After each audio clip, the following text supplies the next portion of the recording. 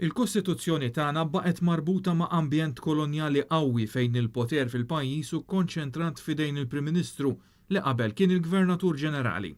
F'messaġġ qasir waqt laqgħa mal-Speaker tal-Parlament Anġlu Farrugia bħala parti mill-iskambju tal-awguri tal-milietu l-ewwel tas-sena, l-Arċisqof ta' Malta Monsinjur Charles Scicluna qal li żmien kolonjali ilu li għadda u hemm bżonn qawwi din il-konċentrazzjoni ta' poter tiġi riveduta. Min-naħa l-oħra l-Arċisqof tenna li l-aspetti tal-Kostituzzjoni li jiggarantixxu u jsaħħu drittijiet fondamentali tal-bniedem għandhom jiġu salvagwardjati. Kompla li fil-waqt li l-Parlament għandu rwol qawwi fi kwalunkwe riforma, l-Arċisqof iħoss li l-Knisja għandha rwol f'dan id-dibattitu li hu fondamentali għal ġid komuni.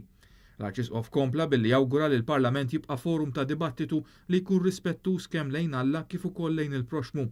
U suġġerixxa li l-qudiem ikun hemm il-possibilità ta' vot sigriet fuq ċertu kwistjonijiet fejn il-kuxjenza tal-bniedem għandu jkollha l-primat assolut u li l-vot ma jkunx marbut mal-wips. Madankollu Monsinjur Scicluna nnota li kultant l-Eżekuttiv, il-Gvern tal-ġurnata, juża tattiċi li ma jirrispettawx l-awtonomija tal-Parlament. Mhux aċċettabbli li l-Parlament jirċievi kuntratti li jkun daħal għalihom l-Eżekuttiv li jkunu mmarkati nofshom bl-iswed.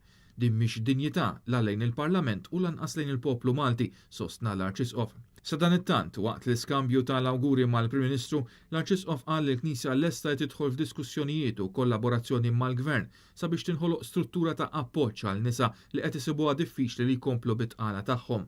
Dan sabiex il-valur tal-ħajja jibqa' mħares u n-nisa involuti ma jibqgħux iħossu li huma waħedhom. Tenna li l-Knisja trid tippromuovi l-valur tal-ħajja mhux billi tikkundanna imma billi tgħin lil persuni li jsibu diffikultajiet biex iġorru din ir-responsabbiltà.